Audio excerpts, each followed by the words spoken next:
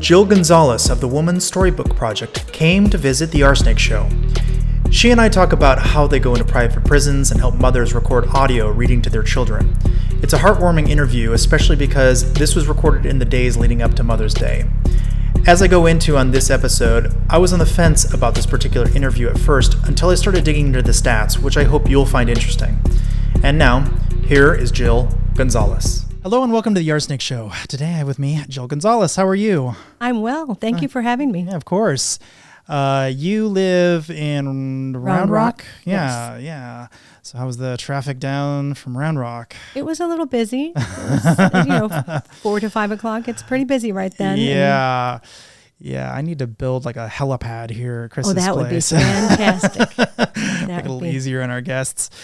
Oof, yeah. I do like the tollway, though. Yeah, well, see, I don't get to take the tollway. I'm kind of stuck in this weird area. I'm part of the slow traffic. It just does not get to go fast at all. So, but anyway, so we are here to talk about something in particular. But before I get there, I wanted to ask a little bit about kind of how you got into nonprofit work. Like, how'd you decide that was the path you wanted to go down? So I've always been motivated to help. And my first career was as a teacher, a classroom teacher, and then I became a reading specialist. And while I was doing that, I served on the board of directors for Reading is Fundamental in Austin.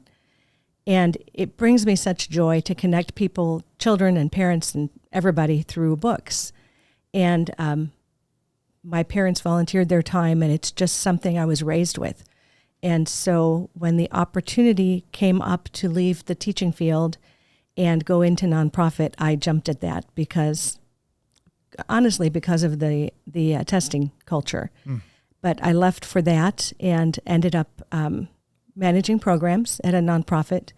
And this opportunity to work at the Women's Storybook Project came up for me. And I, went to the website and watched their video and sitting at home and sobbing, watching the video and just was overtaken by the mission and really felt that was where I needed to be.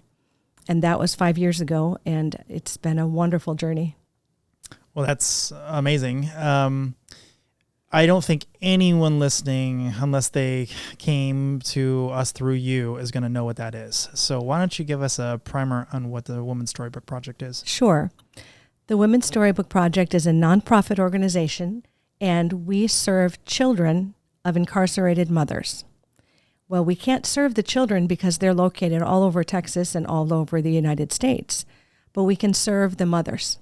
So we have volunteers who go to prison every month, and we serve all 12 Texas state women's prisons, and we invite the moms to read to their children.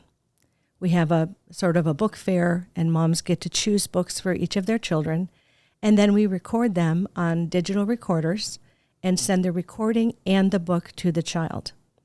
We have a 4-month program so that it's not just a one-off. It's building communication and trust and a relationship between the mother and the child. And we do that every month all year long. Well, there's many reasons that when I first started thinking about this, I'm like, I'm not sure that I personally care about this problem, but the more I researched it, there's actually some very cool things that come from it. And so for anyone listening, please be patient because I think there's a lot in here that's worth knowing about this.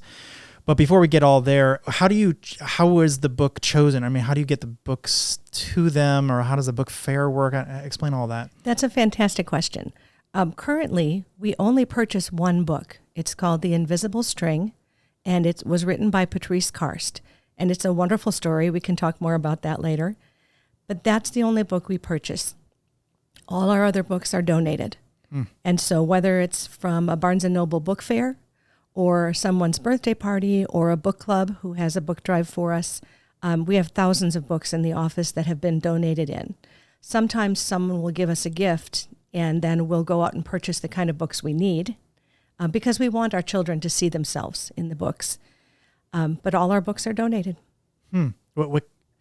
Explain what you mean by seeing themselves. Is it like I'm a prince or a princess kind of thing, or what? That's a very interesting way to look at it because originally when I walked in, I had come from a background of a larger literacy organization, and we made absolutely sure that we were representing different cultures and different races, and that if I'm a Hispanic child and I want to pick up a book, it's not, all the books aren't white kids. And so there's a movement out right now that is just about diversifying books, which is, I find, wonderful. And so we want to make sure that that mother or that child, when they're seeing the books set out for them, are seeing things that are appropriate to their culture. We may have 50 fairy tale books, but if they're the classic fairy tale books, there's not a Black person or a Hispanic person there anywhere. And now there are new versions and new books and new ways to see everybody in books. I see. Interesting. So when they have this book fair, do you literally bring in like 100 books and say you can choose from these? Is that how that works? We really do. When we set up a new unit, for example, our newest unit to set up was the Marlin unit, which is in Marlin, which is east of Waco. And at the Marlin unit, it's not very big. It's about 300 women, but we usually have a class of 25. So if we have a class of 25, there could be 50 or 70 children. We want to make sure there's a choice for all those kids. So we set up a unit with 250 to 300 books and then literally set them out. I know a lot of people remember the Scholastic Book Fair from grade school. We set them out like a book fair by age, and then mom can choose a book for each one of her children. By age, that's useful. Especially since they haven't read probably 100 children's books yet. Right. Well, and that's where our volunteers come in so handy, because so many of our volunteers are either retired teachers or grandmas or mothers and knowledgeable about children's books. Well, they can say, like, this one has this happening in it or whatever. Little synopsis, I would say. Right. Do they even have like a written synopsis in the front so they can say? Chapter books do. A lot of times mom will naturally choose a classic book her first time in. She'll choose Goodnight Moon or The Very Hungry Caterpillar. Well, if her child is 8, the first time they get the book and they listen to mom, they're excited. And then they'll talk to mom on the phone or write to her and say, gee, mom, that was great, but do they have Dogman? Or do they have Adventures of Wimpy Kid? Or something current. And then that starts a conversation. Gotcha. So chapter books, but that must take some time. It does. How does that work? Mom doesn't get a chance to read the whole chapter book unless it's very short. Each mother gets 10 minutes of recording time per child. So if she can't finish the book, she can perhaps, if it's Harry Potter, read the first 10 pages and say, I chose this book for you. I'd love for you to read it. Please call me or write me and let me know what happened, because I'd really like to know. That's cute. Yeah. So 10 minutes, boy, that's barely a time to get through one book. Oof. It's short. Yeah, I could see why that would be. They'd really, really want to get one that was short enough to have a little conversation, kind of bookending it. No pun intended. But absolutely, because we also always tell our participants, please greet your child, please give them a message, tell them you love them, and then at the end you can leave another message. And remember, we talked about your spelling test. Study for your spelling test, or listen to grandma, or brush your teeth, or whatever, or sing happy birthday. But 10 minutes is not a long time. No, geez. No. But I bet it's very meaningful. So do you ever have it the other way around where the kids are sort of encouraged to read, or, somehow give something back to the mother so they can, is there any sort of like standard, here's what we'd recommend the kids do, so the grandma or whatever who's reading it, or I don't know, supplying this information between the two parties, or kind of help them through that process? I'm just thinking there's got to be some more mechanics there. Right. There's always a caregiver, because the child is living with someone. And so we send a letter with every packet. And in the letter, it talks about why we're doing this, and that the moms earned their way in through good behavior. And we talk about allowing the child to listen to the recording as many times as they would like. And then doing it for the 4 months allows them sometimes to start a series and continue it. For example, a first grader might get The Magic Tree House, and they'll get 4 books in the series.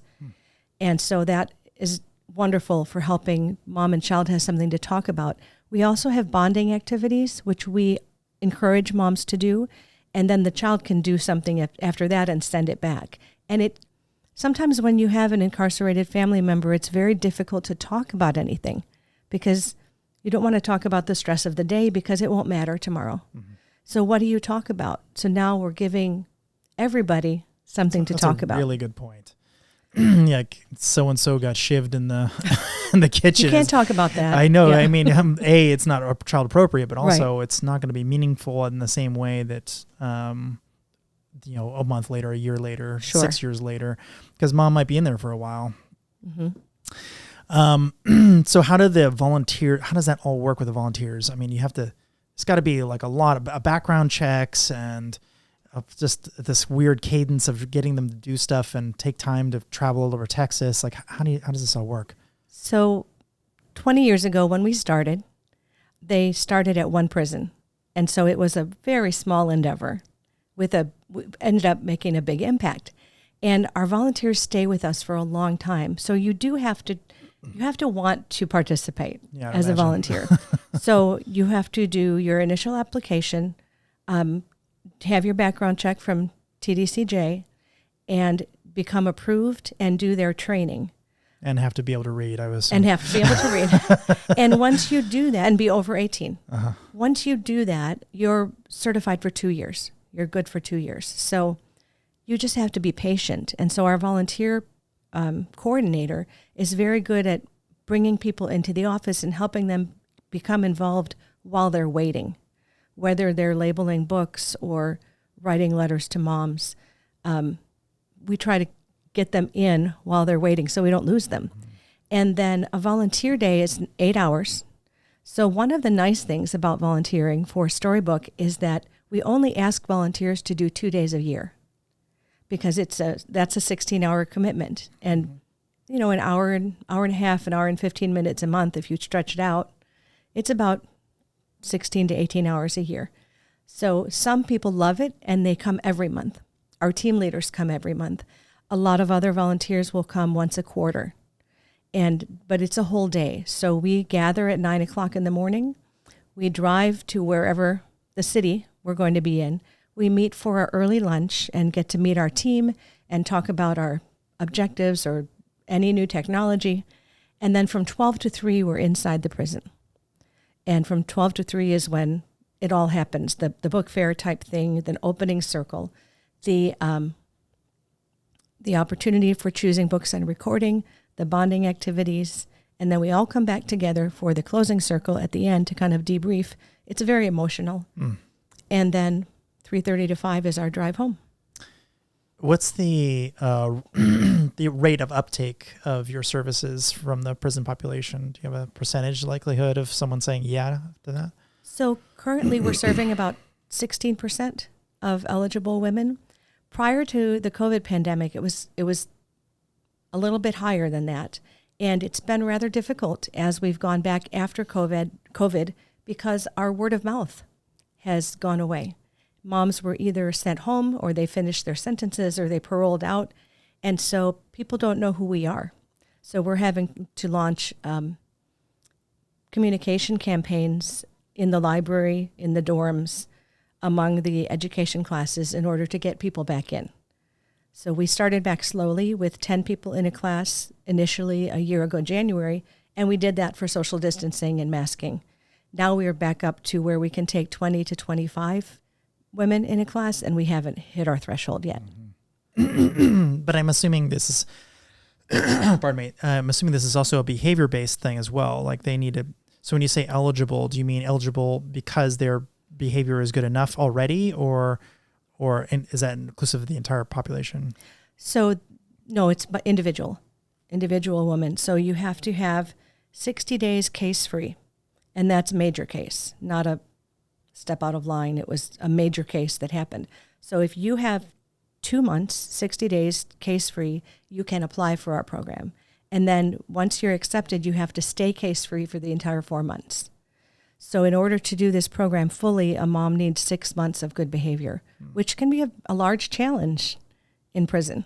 Yeah, I bet. And case is literally anything where they get written up. Yes.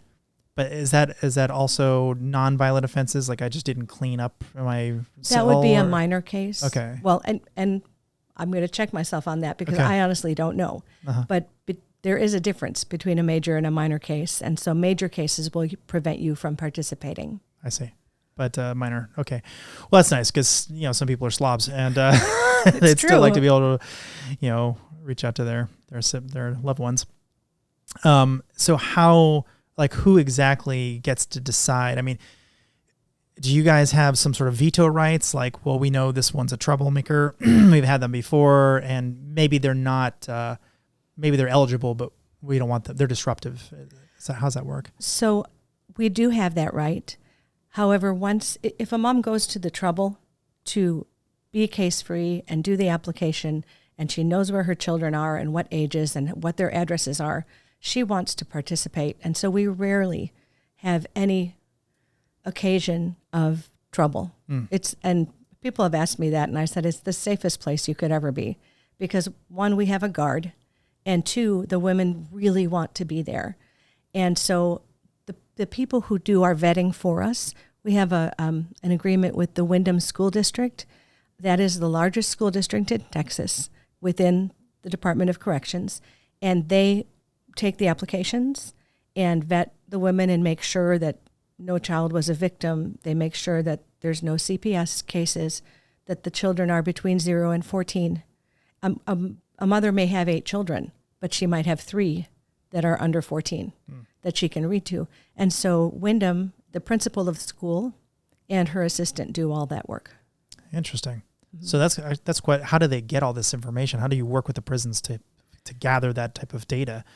So the initial data comes from day-to-day life in the prison, and that can be checked just through the warden. And then the applications have to go on to the Huntsville, the central volunteer or the central student office, participant office in Huntsville, and they have to be manually checked. That seems like a pretty onerous amount of work. It is, but it's worth it because we don't want a child to be hurt. Of course, of course. I'm just thinking, that means you have to have on top of getting access to the prison, getting access to their records is, I don't know, somehow worse or more difficult or whatever. I don't know what the right way to phrase that is. So you have to have a pretty cozy relationship with the prisons, I'm assuming. We have a well-respected relationship. We've been doing this for so long that as women's units were opened, we were allowed in. So my founder, Judith Delnig, when she first started, they worked at 1 unit. And over the years, they went to 2, 3, and 4. And her dream was to serve any woman who wanted to be served at a Texas state prison. Well, she never expected there to be 12. And so as we grew, we kept basically using the folks we had met and the relationships that we had developed in order to prove our reputation and go into a new prison. Mm-hmm. So we do have a very good reputation. We take in volunteers who know what they're doing. We don't flaunt the rules. We don't wear what we're not supposed to wear. We make it easy for the guards and for the prison to work with us. Yeah, I would assume, you have to have a pre-meeting. You can't have these types of jewelry or whatever. Interesting. So how does this work as an incentive? Have you had any sort of some anecdotes or whatever of how people look forward to these events? Because I got to imagine, well, first of all, probably a question I should ask first is, how often do you go to any one prison? Once a month. Okay, so that they've got to be looking forward to that all month long, I'd imagine, once they've done it especially. So what sort of feedback have you gotten about wanting to stay sort of, straight and narrow because of your program? We've had women tell us, I've had a woman tell me in class that I could have gotten in a fight this morning and I walked away because I wanted to read to my son. And actively making choices that will serve the rest of their life rather than serve their emotions in the moment. And we get letters, we get thank you letters from grandparents, from caregivers, from kids. We recently had an email from a grandma who said, or from a mother actually, I'm sorry, her son is dyslexic and he had never read to her. And she's been gone for a couple of years and he is 7 now. And she chose a very simple book to read to him, one of those beginning readers. And he listened to it, 5, 6, 7, 8, 9, 10 times. And the last time she called, he read her that book. And he was so happy and so proud that he could read that book to her. And she said, she had tears in her eyes. Grandma was watching and had tears in her eyes. And he wanted to do it because Mom sent it. Not because somebody gave it to him at the book fair, or not because he necessarily even loved the book, but Mom sent it. Mm-hmm. And that was motivation. And as a former reading specialist, I don't care if it was memorized. I don't care what he did to read that book, but he read the book. Sure did. And so he was so proud, and so they wanted to tell us about that. Something to be said about loving your mom. Absolutely. So, yeah. So does this help in getting them out of jail? I mean, is this aid in lower recidivism rates? We'll talk about that a little bit more in a bit too, but also just getting out and the process of making sure that they are more likely to parole out of prison for good behavior. I can't tell you that we have solid numbers because we honestly don't have access to our mothers after they leave our program. Our goal is to keep them from coming back, so lower recidivism. Now, we know anecdotally that it allows mothers to have hope to go home. We give a certificate at the end of the 4 months, and we know that mothers use that and give it to the parole board. And often they ask for 2 certificates so they can keep one and give one to the parole board, because it does show that they're making positive steps and doing things to connect to their family. And that is research proven. So we know that women who are connected to their families in a strong manner are 67 times less likely to recidivate. Percent. Okay. Sorry. Those are big differences. Percent. My bad. Like, whoa, that's a crazy big number. But that's still incredibly high. High. You're going to have to repeat that. Sure. So 67% of mothers who are actively connected to their families and children are less likely to recidivate. That's crazy. Yeah. And it says something, I'm sorry. No, that's It says amazing. something about our justice system, is amazing. that given the opportunity to do something for themselves and their family, they will do it. And we just had a fundraising luncheon last week, which we do every year. And one of our alumni was a speaker. And she said the first time she did Storybook, it didn't change her life, but it helped her understand that there were things she could do positively. Well, she went home. She ended up back in prison. She did it again because now she had another daughter. And she said with that daughter, it changed the relationship. And then she went on to participate with another program that brought her daughter to visit her. And that's what did it, the constancy of seeing her daughter. So in tandem with other programs for positive parenting, I believe Storybook makes a difference. That's great. So I'm going to throw some naysayer type things at you. Sure. Not because I personally am, but I just kind of want to get the conversation going, just so anybody thinking like, hey, why don't you, and so this is the first one, why don't you just have a program, as you said, to bring the children to the prison? Why not just get them over and have that be the thing that motivates the mother? I think that's a fantastic idea, and there are a couple people out there doing it. And the effect, it's a breadth effect rather than a broad effect. So there's a program right now that brings 20 girls to prison once a month for the duration of mom's stay. Well, those 20 girls, some moms will come home and then new girls will come into the program. But over 5 years, that may be only 30 girls and 30 moms. So it's a very small slice of impact. With Storybook, even though it's less of an impact, we can reach many more women and allow that to grow and blossom and take root in their families. Mm-hmm.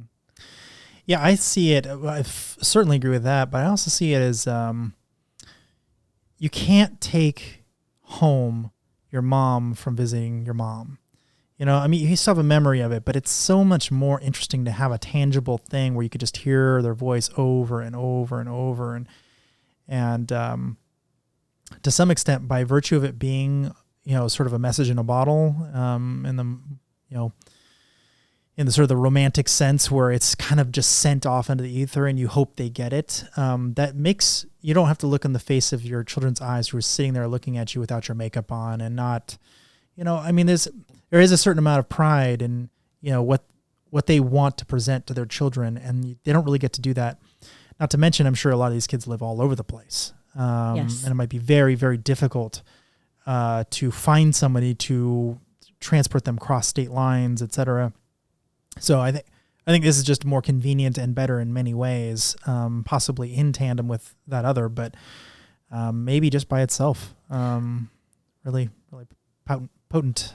It does allow us to reach kids who are far away. The year I came in, we served 108 counties in Texas and 32 states because our population was very high. Last year we served, I believe it's 88 counties and 12 states. Because still pretty high. It is pretty high. And if mom does her crime in Texas, she's going to serve the time here.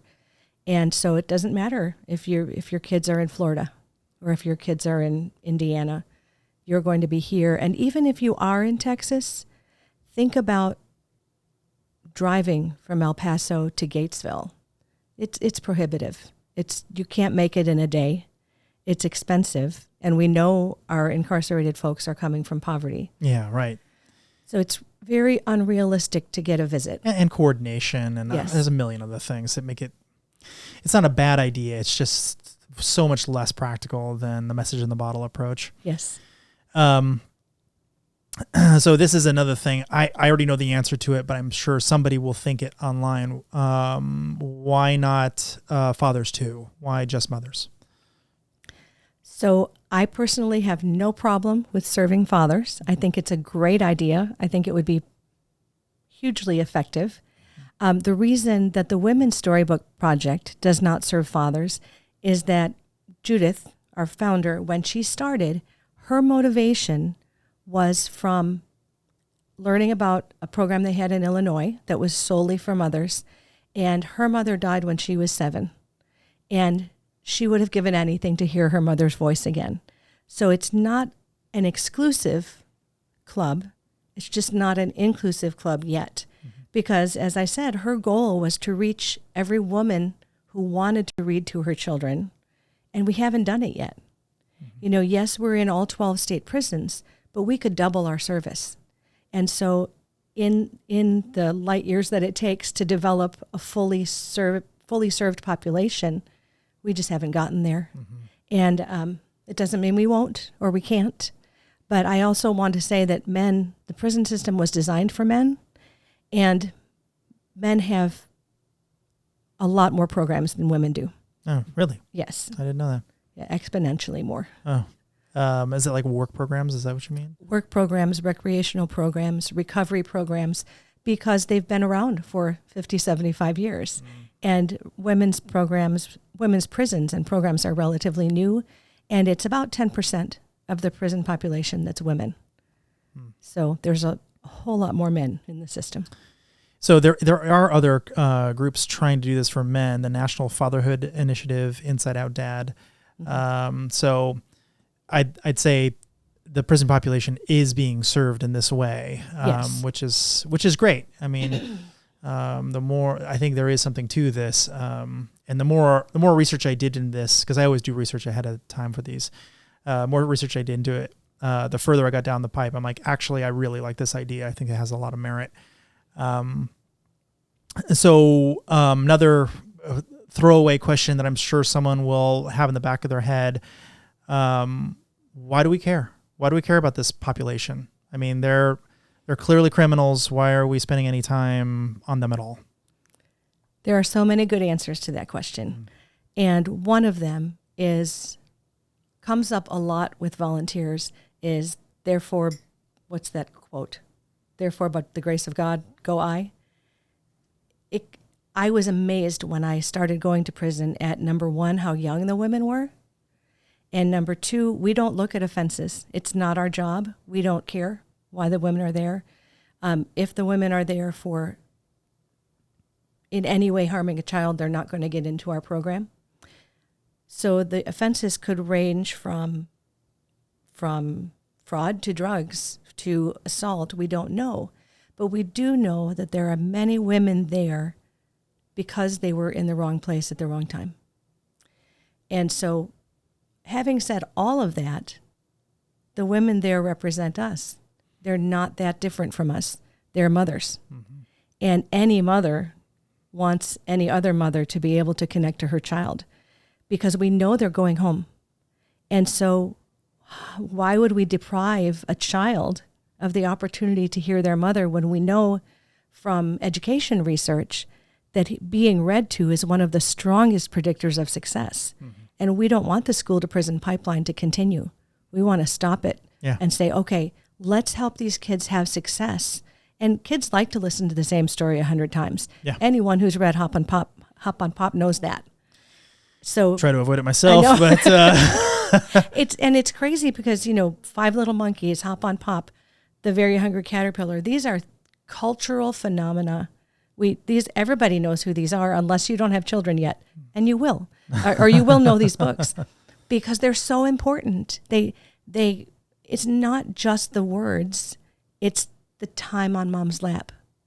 It's the sense of importance, the sense of time spent with your parent, and so other than motivation to serve or motivation by faith, I believe it's important, especially as a reading specialist, to make sure these stories are getting planted, whether it's by grandma or a foster parent or mom.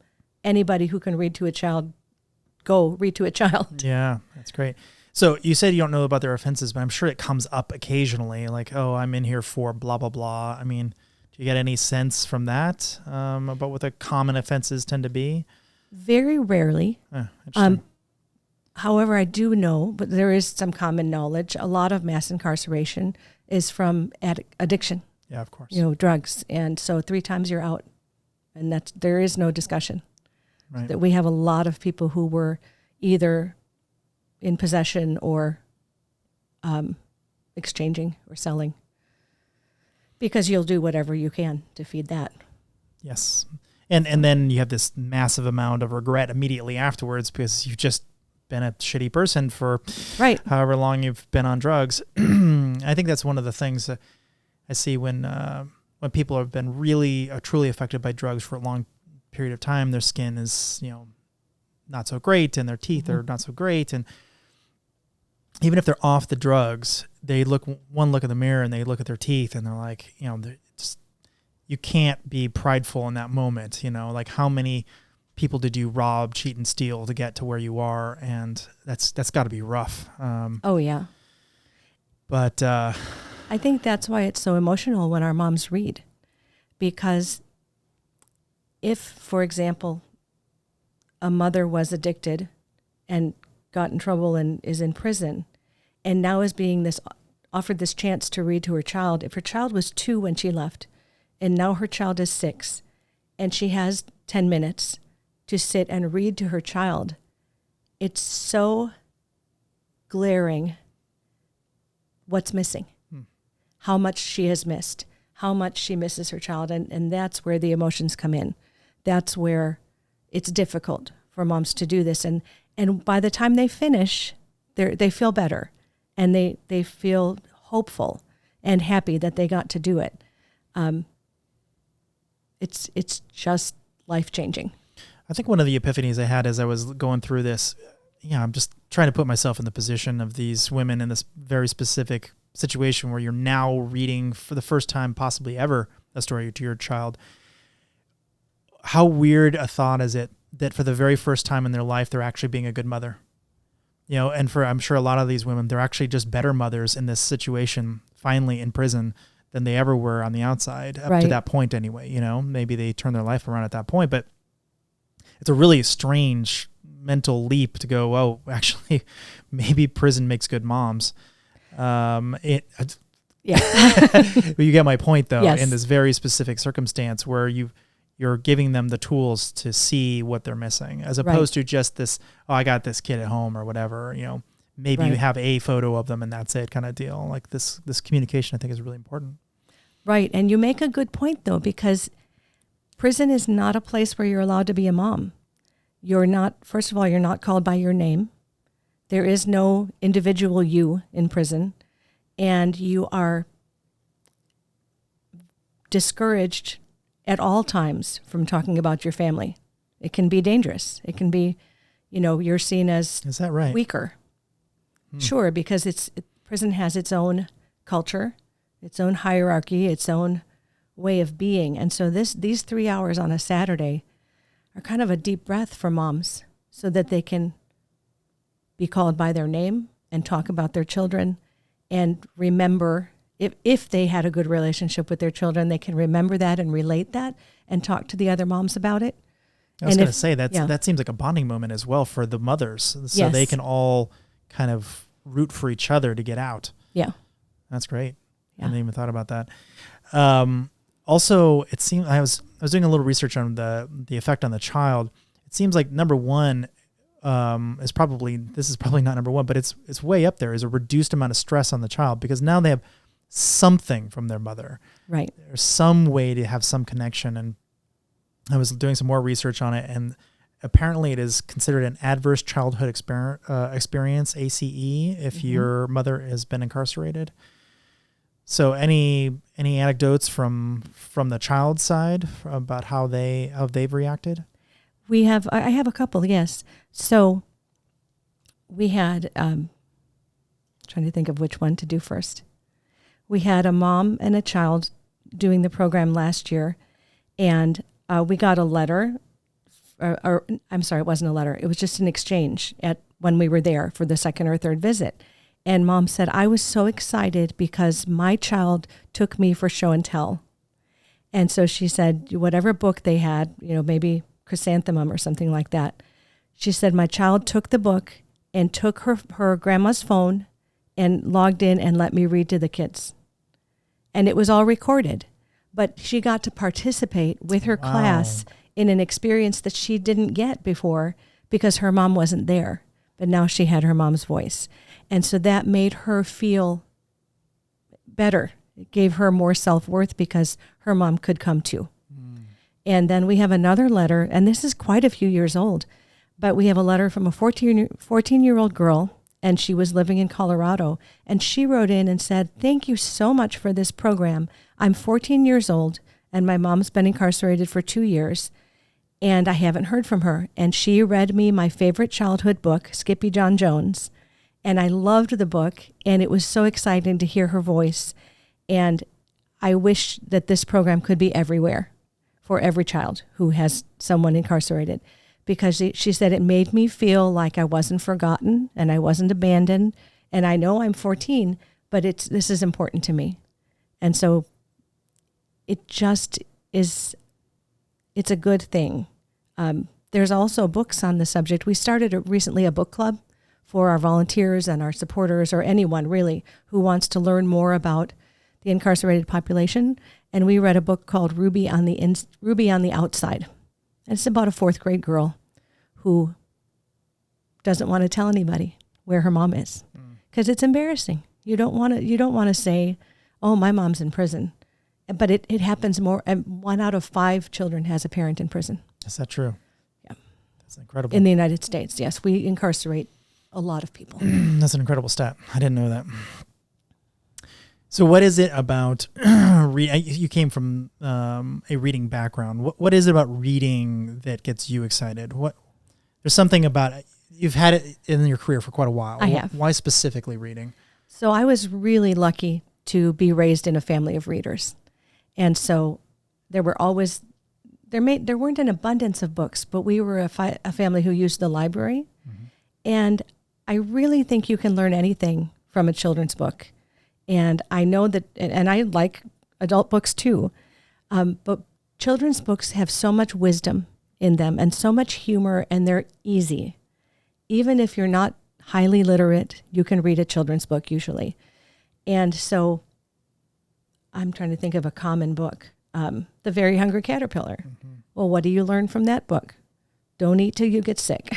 It's a really good message of, jumping on a nice green leaf is good for you. Or Curious George. We all learned from Curious George. Now, he had adventures, but he got into some trouble too. And it's sweet. It's a sweet thing that you learn from the characters. And you don't have to sit down and say, you see, Billy, this is what you should do. The message is in there. And kids don't need it to be a boy or a girl. It can be an elephant and a piggy. It can be anyone teaching things. And I think that it gives a mediary to an adult and or an adult and a child to break the ice. And just on that, we've had many family members tell us, I couldn't forgive my daughter until I heard her voice on the tape. Really? Yeah, because so much damage has been done. If you think about even people who are addicts, their only thought is themselves.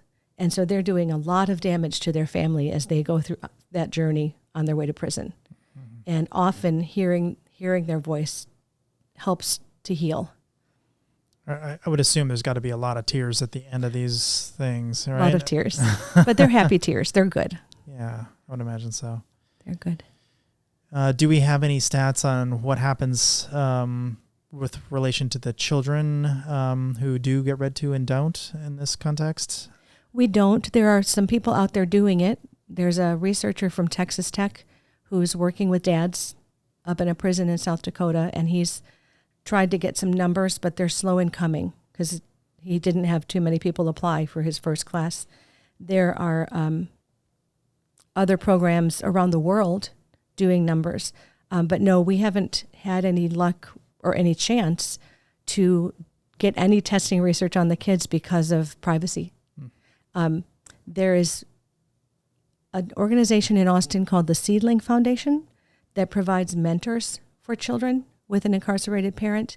And I'm not sure, but they may have more access to data in regards to mentoring and the success of mentoring the child of incarcerated parents. Interesting.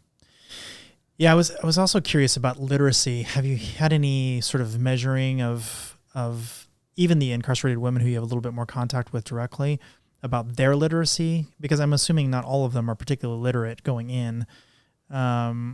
And they might want to become literate just to be able to do this, or might be learning kind of along with the child, right? In some cases. So I can tell you that because we work through the school system, I know that if you don't have your GED, the Windham School District within TDCJ will do everything in their power to help you get it, to make sure you get your GED.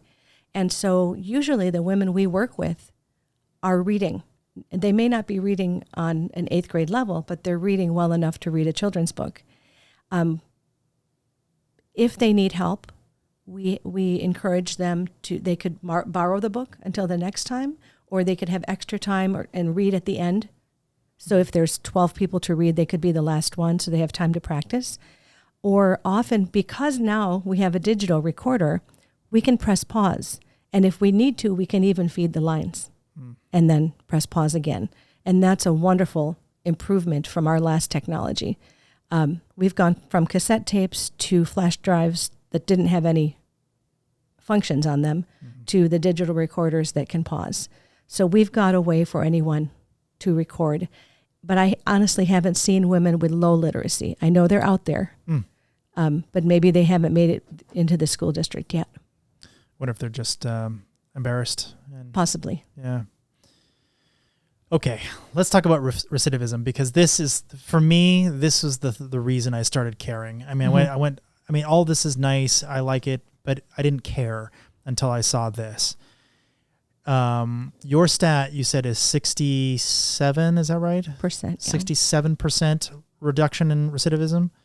That is incredible. I've never heard of a stat anywhere near that in terms of stopping people from going back in. That same organization I was talking about, the NFI, they claim a 37% reduction for the men, which is incredible. I mean, I can't even imagine another program that would be anywhere near that successful. That's not invasive. You know, it's not forcing them to do crazy things. It's just, you want to read your kid. And it also has the net benefit of helping the child out at the same time. I mean, everyone should be advocating for this. This is incredible. I mean, I bet that number could even be pushed much, much higher if we took additional, made it more a frequent thing, or, added additional services along with it as supplements or whatever. It's kind of incredible. It is. And there are a couple of reasons I think it's that effective is when you have a connection with your child and you're sober and whether or not you're truly in recovery, you know that you're promising that next month you're going to read to your child. You know that you're making that 4-month commitment. And we also offer an extended 4-month commitment via the mail. So we'll keep on providing books and we'll keep on providing bonding activities while the women have to take a break from recording. Women are the primary caregivers. I mean, why? That kills me. It seems like you should just keep going until they get out. Give them even more reasons to be like, I'm not going to get in trouble. Absolutely. I agree with you. Because that's just a funding thing. For us, it is. We just haven't grown large enough. And it's also a volunteer workforce issue. If I could wave my wand and have a staff of 20 and then have a volunteer staff of 500, we would do it. We would do it in a minute. It's also a space issue of, are there enough classrooms? Are there enough recording rooms? And they're not. There's often not enough guards. That's a true issue, and that has stopped us from going some Saturdays because of the employee shortage. Because we can show up, and if there's not a guard for us, we can't go in. And so there's many, many things, just little rocks in the pathway. How devastating to be a mom and find out you can't do it because there's not a guard. A guard's sick or whatever. Oof. Yeah, or there was a fight, so now we don't get a guard. Right. Well, that's a separate issue, but it is. But anything that takes a guard away. Yeah. And they would sign. They would sign their lives away, not literally, but to say, I won't do anything. Please let me record.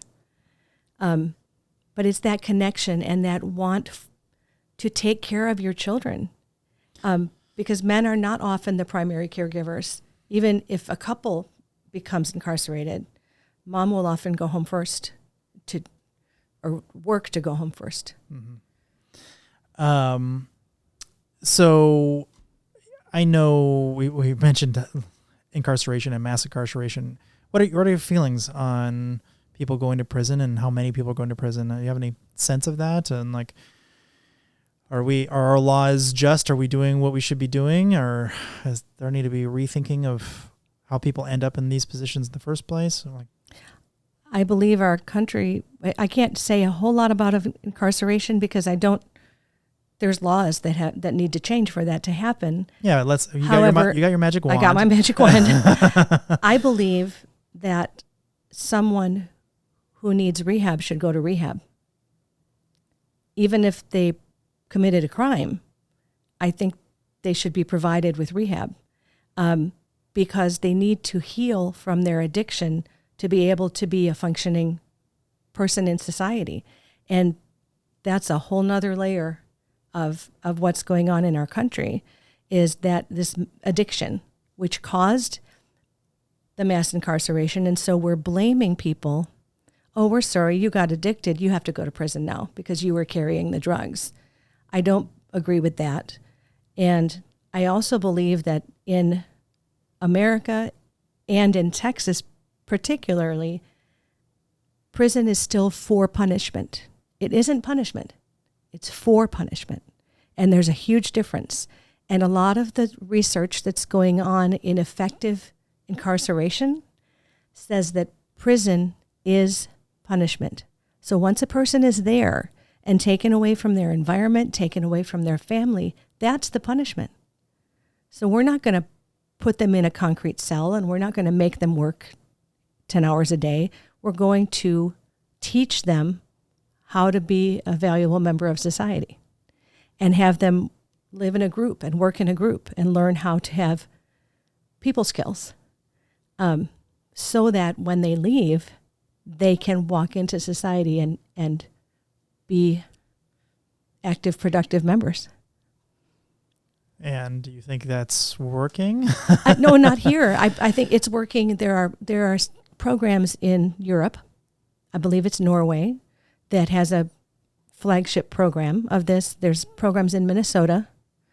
There are programs happening around the world where the philosophy of incarceration has changed.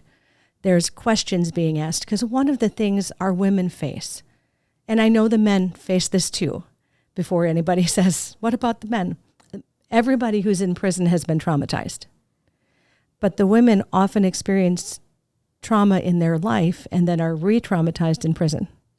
And they're over and over continually blamed for their trauma. And you can't heal that way. Why do you think the prison systems don't do this themselves? Why don't they have this program just built into the state?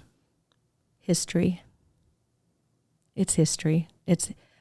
Prison programs were not built for rehabilitation. Prison programs were built to segregate and to punish and to enslave and to keep people separate who weren't up to par, or who the people running the system believed weren't up to par. That is not anybody's factual statement. That's what I gained from You're my allowed to have learning. an opinion. Yes. But so why, if history is one thing, what about today? Why not make this part of a standard practice within every prison? That's a really good question. I think that there are a lot of people who would say we should do that, and then there's so many more people who are still angry, who say if someone breaks a law, they have to go away, and they just have to sit. Yeah, well, You know, I might even agree with that statement with the comma, and come out a good person. You know, if you punish them, that's okay, whatever. You have a reasons to punish them. But wouldn't you like them to be a good citizen when they come out and not go back and not, commit additional crimes? Because that's really what we're talking about here. right.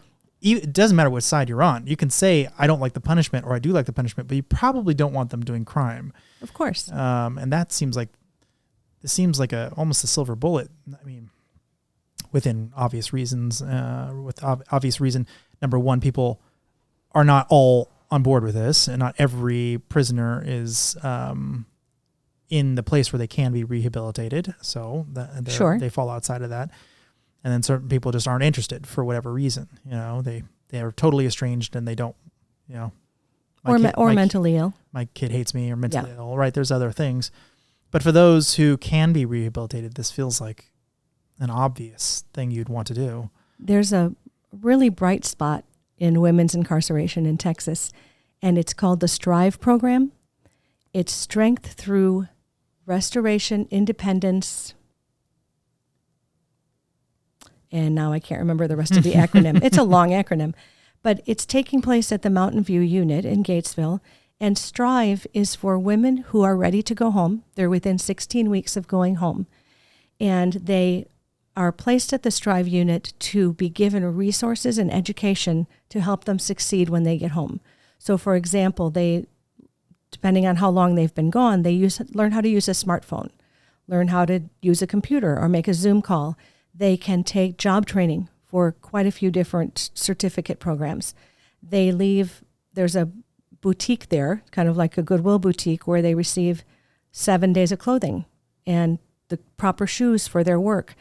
And so many things from the STRIVE program. We go in and we have them read to their kids and start that relationship, and provide literacy resources and some parenting resources to mind the gap, to shorten that gap. And so that's a really bright spot, I think, in slowing down recidivism, is to not just give someone some clothes and a duffel bag and $50. Here you go. Good luck. But there's also, helping people into transitional housing or halfway houses, or ways to help succeed after you go home. So that is a bright spot that's happening here in Texas. That's great. And that's just one so far. Yeah. Okay. So it must be experimental, I'm guessing. It's a pilot that started about a year prior to COVID. So it really took a big hit during COVID. Oh, and so it's been going for about 3 years if you take out COVID. Okay. Yeah. Yeah. Anything that happened during COVID, Yeah. I think is basically throwaway. You're not going to learn very much. Sure. Well, hopefully they keep it going to see how well it works. So here are the current stats I was able to pull, and feel free to tell me if I'm wrong, but there's 8,589 approximately women incarcerated in Texas. 80% are mothers, which is 6,878. Does that sound? That sounds perfect. Okay. Yeah. Mothers on average have 2 children across those 12 prisons. And fathers, since I'm sure some people will be wondering, this is according to prisonfellowship.org, have 92% of them are fathers, which I thought was very interesting. So only 80% were mothers. And I think the rationale, the reason why is men are more likely to be deadbeats and get, be promiscuous with many people, and they can get one of them pregnant. Sure. So that might be why it's slightly higher. And also women tend to be younger, as you said. And mothers tend to not want to go to jail at all. And so they're less likely to commit crimes. And so that's probably why those numbers are slightly skewed, as fathers being more likely to have sired offspring. That's enormous statistics. 80 and 92, if you average that out, whatever that is, 87 or something, 86% or whatever it is, that's a lot of parents. It is. So I think there's a lot more juice to be squeezed out of that concept. Absolutely. And there are programs. We often get calls and say, well, how can I start this in my state, or how can we do this in another area? Yeah, do you? Really interesting. Mm-hmm. That's great. And it's as simple as getting books and recorders, but it's as difficult as working out a plan with the prison. And there are many, many different ways to do this. So have you thought about franchising your model out and just making it part of the big umbrella and making it a national thing? We've thought about that. One of the difficulties is that every state prison, it's the difference between federal and state. Every state prison is different. Every state prison system is different. And so, for example, in Arkansas, there's the Storybook Project of Arkansas, and they go in to, I guess there's co-ed prisons with women on one side, men on the other. And they go in on one day a month, and they just record to anybody who's ready to record. That's great. And so sometimes they'll have 50 people, sometimes they'll have 150. But it's not a add-on program, like you don't do it for 4 months. And it's just different. And so there's many, many different ways to do it. Any idea on how well that program's working? I have no idea. I haven't looked. I just have gotten to see them on Facebook and in the news and watch their progress. And I'd be curious if there's any stat differences between the two, just yeah. Anecdotes or anything else. If the models are slightly different, if which one's working slightly better, or if they're the same, or what. And I think really the privacy laws will keep us from any data like that. I know they have anecdotal data of thanks from the families, but anything we can do to help unite families is going to make it better. Some organizations do days with dads or days with moms. Some provide makeovers for visiting rooms where they make it more family friendly and give books. And so we've given books. We haven't been able to do any makeovers. And there are some even experimenting with video, with having the parents read on video. But that's a kind of a tough call because, as you mentioned before, not everyone wants to be on video. Yeah, I mean, if you've watched enough prison shows, those women are not feeling and looking their best in prison. So. Right. And I really do think there's something about being prideful about the way you look, men and women. I don't think that's, unique to women. That the prison probably, you get in a fight or whatever, or, just, you don't get to cut your hair as much as you normally would. So you can't do that cool thing you do with your hair, or whatever. I'm sure, wigs and makeup and all that stuff's just out. So it's like, that's not my mom. I don't even recognize her, Right. It's just, she's so much prettier than that or whatever. So, also I think there is something too that the distance It's actually useful, makes people yearn. And I think a big part of being successful is desiring the future. And if you're already getting it where you get to talk to them in real time, I could see, and also allows for conflict. You didn't do your homework. And, if you don't get that opportunity to get into a fight, you're just romanticizing the future. Right. And that's an issue we face, or we've begun to deal with our women in Strive, because they're going home and they're starting to face the reality of that. And what does that mean? Mm-hmm. And what does it mean when your daughter's been living with grandpa for 3 years and he lets her do whatever she wants? And can you walk right in and say, no, I'm home. We're not going to do that anymore. Or do you have to ease your way in and ease your way back into being the primary parent? It's very difficult and very anxiety causing.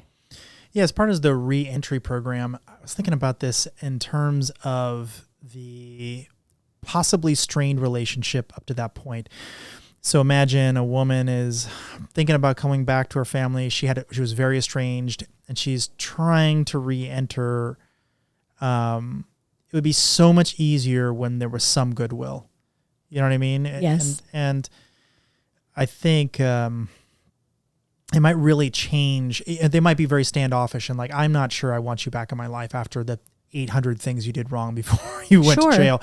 But if they're hearing you be a good person to your child, and because there's going to be the other caregiver who's going to naturally have a lot of thoughts about you back in the life, I would imagine that would soften the reentry. I would hope so. Yeah. I don't know if I think it naturally would, but you never know. It's very difficult to go back to any place you've had conflict. Yeah. So, sometimes that's not even recommended for the mom to go back to the place where she started. So this is the 20th year anniversary coming up, or is it this year? We're in it. We're in it. Well, first of all, congratulations. Thank you. That's a long time to have done anything at all, let alone something this complicated. So what are the big kind of we learned sort of things from this past 20 years? Or that's a great question. Yeah. So we have learned so much. As far as we've learned that we have incredible supporters. Once you've been a volunteer or you've experienced this or even watched the video and seen the changes and seen the effect of this, Judith loves to say it's a small program with a big impact. And she's absolutely right, because you just feel it and you just say, well, of course we have to help these kids reconnect to their moms. But I think the 5 years that I've been here, the most important thing I've learned is flexibility, because you want the best, you want the largest class you can get, you want your team leaders to be successful and your volunteers, and sometimes there's not a guard, and sometimes there's COVID, and sometimes you have to wait in a line of visitors that's 45 minutes long until you can get in, and it shouldn't matter. And we try to teach all our volunteers and teach everyone who works with us that to expect the unexpected. Yeah, no kidding. Because, we're visitors. And so we don't make demands when we're there. And we appreciate the fact that we're allowed to be present and allowed to do our program. And sometimes you can get a little bit, I can get a little bit defensive and say, well, what do you mean you didn't get in? Oh, well, I'll call somebody. Well, maybe it won't do me any good to call anybody because we just didn't have the ability to get in that day. But flexibility and respect for the people who are working in the system. I was going to ask you a question about that. How do the guards feel about you? I mean, are you well received by the guards, or are they just kind of like, oh, here's another group of people coming in? Or how do you? We are really well received by the guards. Good. If a guard is brand new and doesn't have any idea who we are, then it can be difficult. But generally, all the guards are very well we're received very well by them. We even have guards who will come in on their day off so that we can do Storybook. Wow. We've had guards who said, oh, no, I'm not working today. I'm just here for you. and they'll be there for those 3 hours. That's awesome. And because it helps them. And I was going to say, it must be like, oh, it's so much less drama in the unit or whatever when this is around. Well, it helps the unit. It's a win-win-win. It helps the unit, it helps the mother, it helps the child and family. That's great. Because you want, when the women are united for a better purpose, things are going to go better in your dorm or on your hallway. The guards are wonderful. And the school district, the wardens, the guards have all been fantastic to us. And we let them know how important they are. Yeah. I mean, it takes two to tango in that case, right? Yes. I mean, without you, it's nothing. Without them, it's not going to happen. Absolutely. Absolutely. And we have, we've got the 10 prisons within the Central Texas area. And then 2 of our prisons are out in Dayton, which is Northeast Texas. And so those are a little bit more difficult, but we've got really fantastic volunteers out there and team leaders who pretty much are on their own. We make sure we visit them and make sure we've got all the supplies out there. Mm-hmm. But it is important. Whenever a new warden comes in, whenever a new principal comes in, you have to let them know who you are and what you do, and then get them connected with someone else who knows. Oh, so you have sort of reference wardens? Like yes. You should talk to this. Oh, that's funny. Well, you got to pump up those CV bullet points, right? Yes. Yeah. That's funny. So are you doing anything special for the 20th? Big party or anything? We are. We're having a 20th anniversary celebration on December 2nd. Mm-hmm. We're going to go with the weather's going to hold out for us. Oh, good luck. It's Texas. I know. But we're going to have it at the museum, the Neil Cochran House Museum, which they have indoor-outdoor facilities. It's a beautiful old home and museum on the campus of UT. And so we'll celebrate all our volunteers and donors and long-term people who've been involved for forever. And we'll be initiating a Founders Fund, which will be in honor of Judith Dolnig, and the fund will be built in order to cover program expenses should we ever have another shutdown or things like that. Got it. How many recordings have you done so far, out of curiosity? I just looked at this number the other day. It's well over 20,000. 20,000. Yeah. That's good. But I'd love to see that number way higher. I mean, way higher. I think it would be great. Do you keep copies of them? We never did until we started using the digital recorders, and now we keep copies for a year. So we have our Google Drive, facility in the cloud, wherever, and we blah.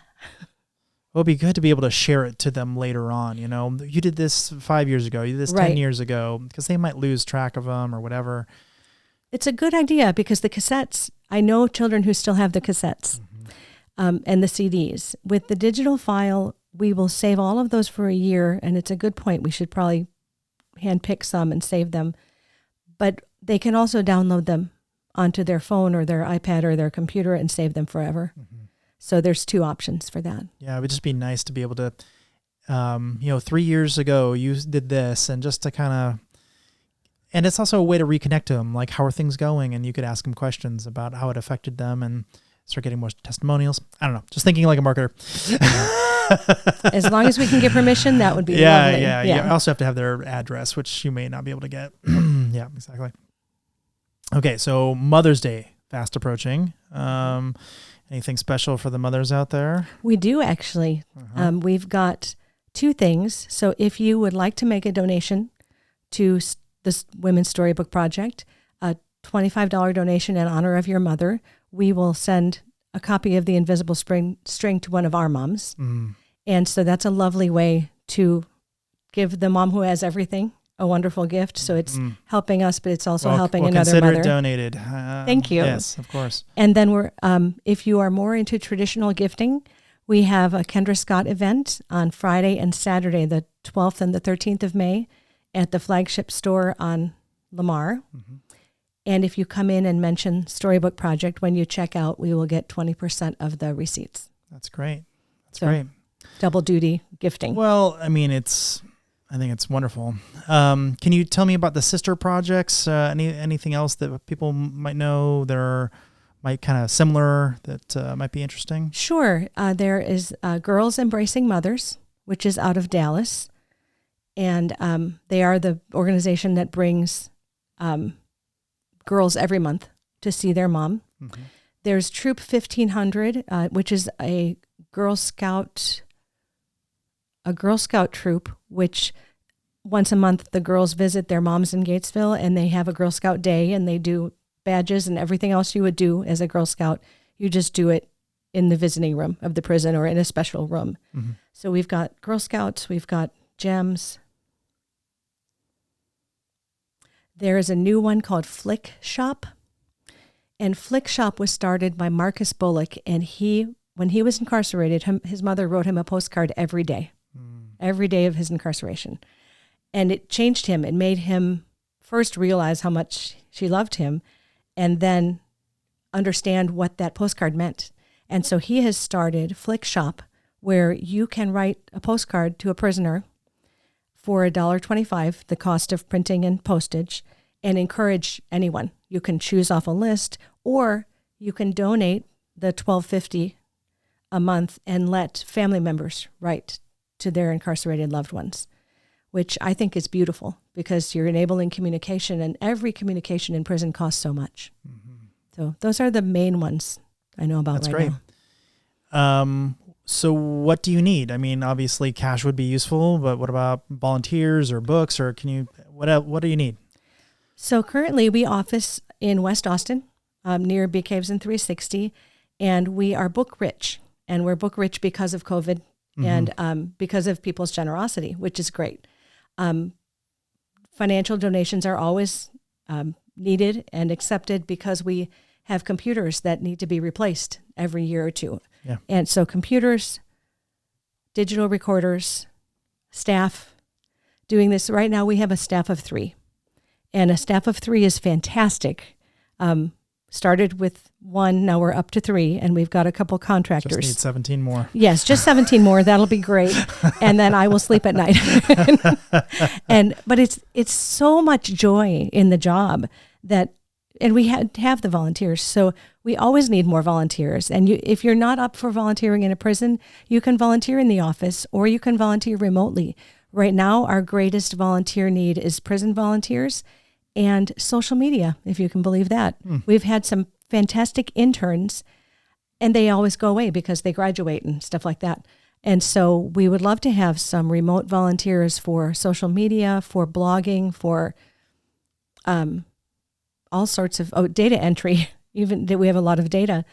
And so remote, in-house, prison. We will take interns of any kind if someone needs to do an internship in philosophy, criminal justice, social work. We have had communications, many different kinds of interns. Mm-hmm. So if this piques your interest at all, just give us a call. We're really easy to reach at info@storybookproject.org. And we'll figure out a way. And how do people get in touch with you? Jill@storybookproject.org. Or you can call our office, which is 512-861-5110. That's great. Well, by the time this comes out, I think it'll be right around Mother's Day. So happy Mother's Day to all the mothers out there, and mine especially, of course. Jill, this has been wonderful. Thank you so much for coming on. I really appreciate it. Thank you so much for inviting me on. This was wonderful. And very good luck to you. Thank you.